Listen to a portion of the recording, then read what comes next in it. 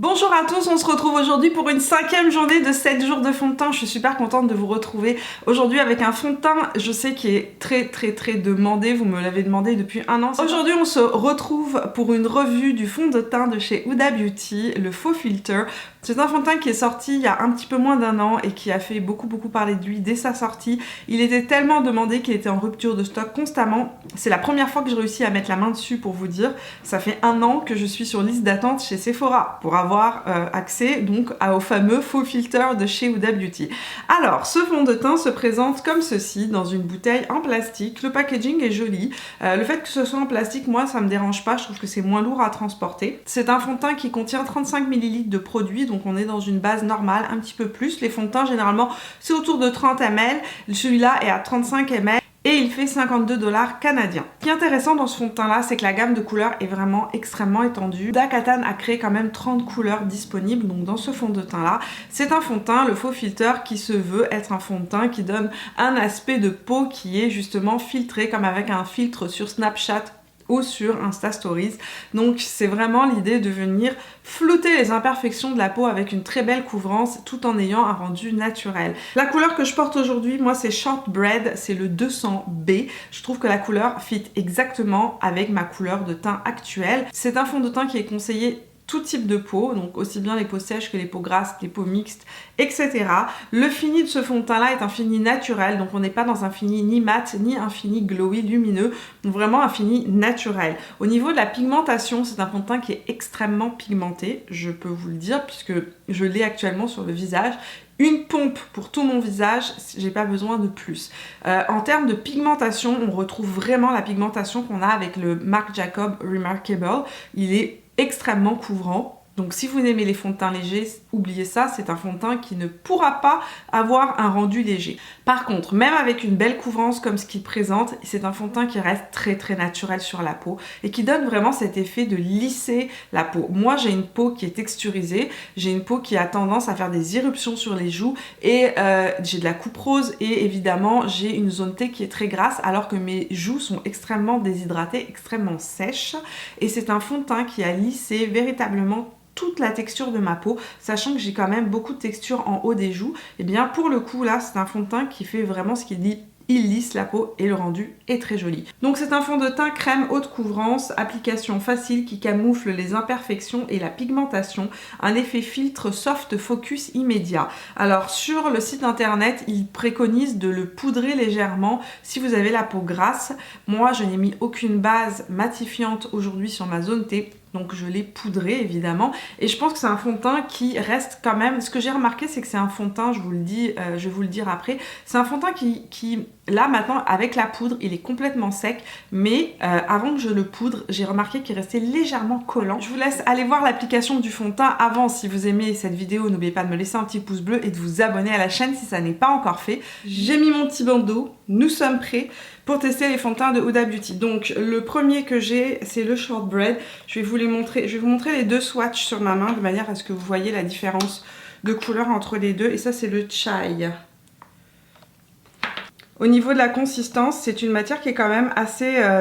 qui n'est pas hyper liquide, hein. C'est une matière assez pâteuse. Une pompe sur tout le visage est largement suffisante. Le fond de teint n'est pas extrêmement liquide, il est un petit peu épais. Donc je vais l'appliquer du côté droit de mon visage avec mon pinceau. Je sais pas, est-ce que j'en ai trop mis, pas assez mis, on va voir après.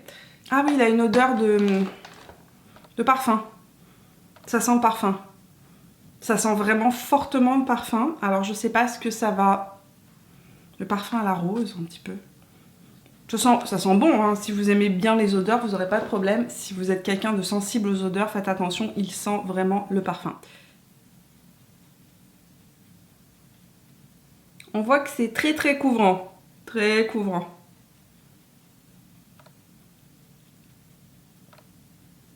Il est un petit peu plus clair que ma peau, mais j'ai remarqué sur les swatchs qu'il oxydait. Donc il va prendre la couleur de ma peau dans très peu de temps, on va dire. Et voilà, donc ici vous voyez le rendu du fond de teint appliqué au pinceau. Là j'ai une couvrance assez exceptionnelle. C'est de loin le fond de teint le plus couvrant que j'ai testé depuis le Remarkable de chez Marc Jacob. On voit clairement que ma coupe rose est déjà bien camouflée. Et la coupe rose c'est quand même quelque chose qui est difficile à camoufler. Alors, de l'autre côté avec la Beauty Blender, donc je vais faire l'autre côté du visage.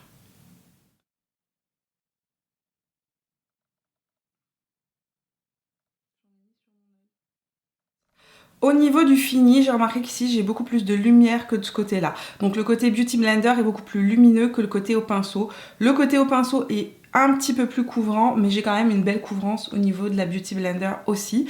Donc entre les deux, je dirais que mon rendu idéal c'est pinceau avec Beauty Blender par-dessus. Mais si je veux un effet beaucoup plus naturel, j'irai directement avec une éponge mouillée de type Beauty Blender parce que le rendu est beaucoup plus lumineux, beaucoup plus peau naturelle. On va ici intensifier légèrement au niveau de la coupe rose pour voir comment ça se passe.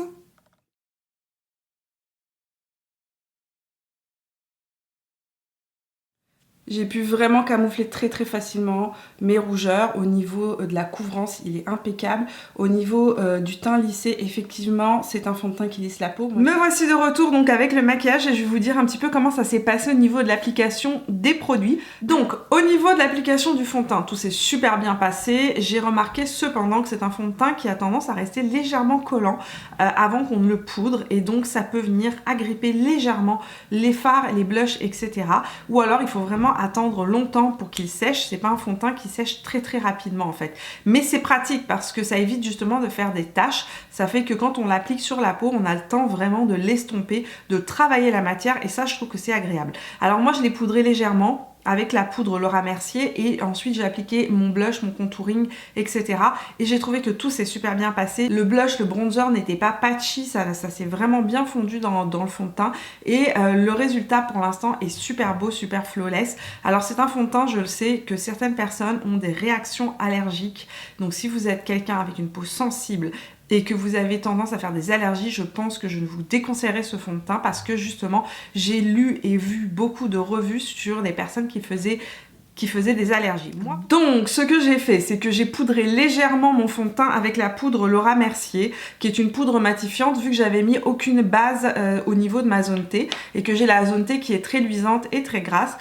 Pour mes yeux, je me suis maquillée avec la collection Patrick Stars et MAC qui est sortie à Noël. Donc c'est la Gold Digger et la Glam AF que j'ai utilisé. J'ai utilisé un petit peu d'un mélange des deux palettes sur mes yeux. Au niveau du visage, j'ai utilisé la Blush Bar de chez Benefit. Je suis en train de la tester. C'est une palette que j'aime énormément, je peux vous le dire tout de suite. Enfin, je vous en aurais certainement parlé au moment de la sortie de la vidéo. Donc la palette se présente comme ceci. J'ai utilisé donc le bronzer Hoola pour bronzer mon visage. Et j'ai utilisé sur ma pommette Dandelion qui est le petit blush rose très naturel donc sur les joues.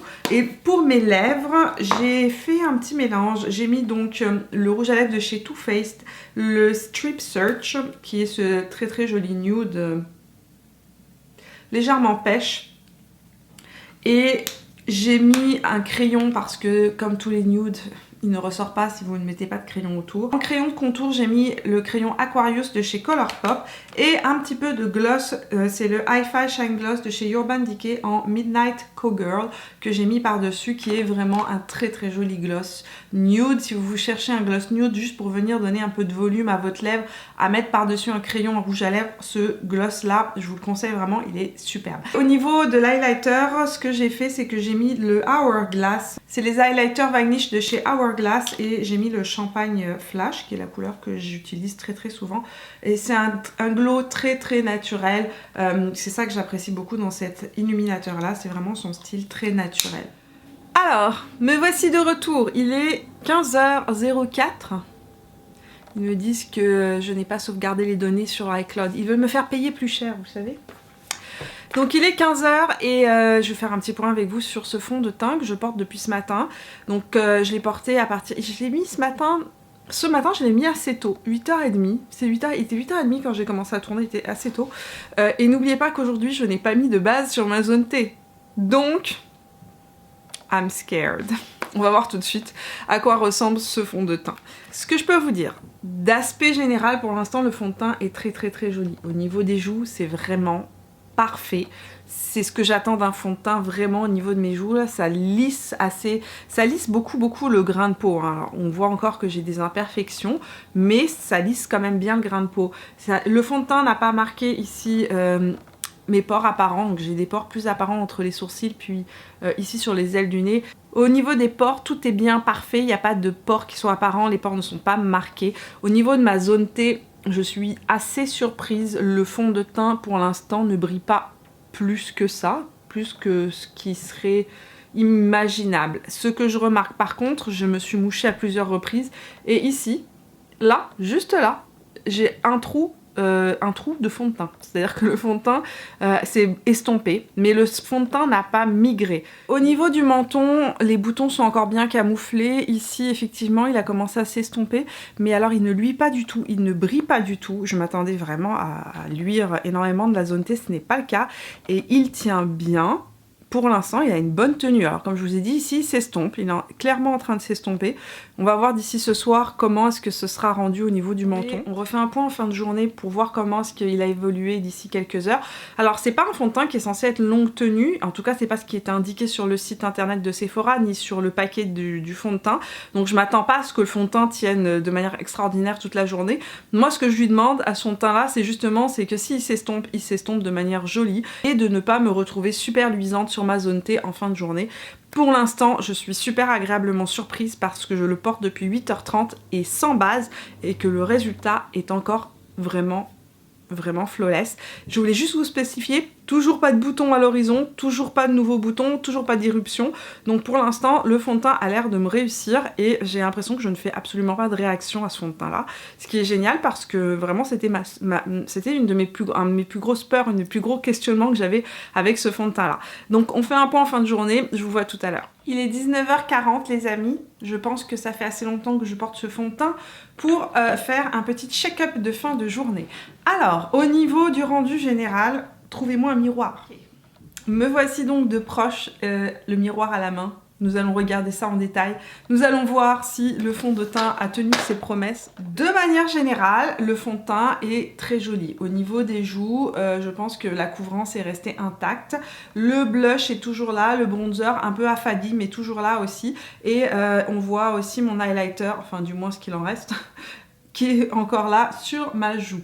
Au niveau de ma zone T, si je m'approche, vous allez le voir clairement, au niveau du nez, ici, j'ai plus du tout de fond de teint. Il a disparu, il est effacé, alors effectivement, ça fait pas des motons, il s'est pas accumulé à certaines places, non, il s'est juste complètement effacé sur la partie la plus grasse de mon nez, donc la pointe de mon nez. Et ici, au niveau du menton, alors là, on voit clairement que c'est la bérésina, que le fond de teint a creasé ici, au niveau du pli du menton. Ce qui n'est pas très joli. Alors au niveau des pores aussi, on va s'approcher et regarder. Ici, je remarque que mes pores sont marqués. Clairement, j'ai les pores qui sont vraiment marqués ici et là. Et ici aussi, ça commence à marquer, c'est un peu cakey à ce niveau-là et à ce niveau-là. Mon avis final sur ce fond de teint, c'est que c'est un fond de teint qui n'est définitivement pas fait pour les peaux grasses. Si vous avez la peau mixte, il va falloir mettre une base en dessous. Aujourd'hui, je l'ai mis sans base. Peut-être qu'avec une base, il tiendrait mieux. À tester, à voir. Je vais vous dire ça dans la barre d'informations au moment où je sortirai la vidéo. En milieu de journée, on a pu le voir, ça était encore joli. Là, arrivé en fin de journée, je trouve que vraiment au niveau du menton et du nez, c'est pas très joli, c'est pas esthétique, c'est cakey, ça marque mes pores. Et alors, le comble du comble, c'est que quand j'ai passé mon doigt sur le nez, vous avez vu, le fond de teint est resté sur mon doigt au lieu d'être sur mon nez. C'est un fond de teint qui est donc clairement pas fait pour les peaux mixtes ou les peaux grasses. Si vous avez la peau sèche, il n'y aura aucun problème. Il ne marque pas les zones de sécheresse. Mes joues sont plutôt jolies. Le teint est toujours flouté. Tout est resté en place au niveau des joues. Mais au niveau de la zone T, c'est un peu la bérésina.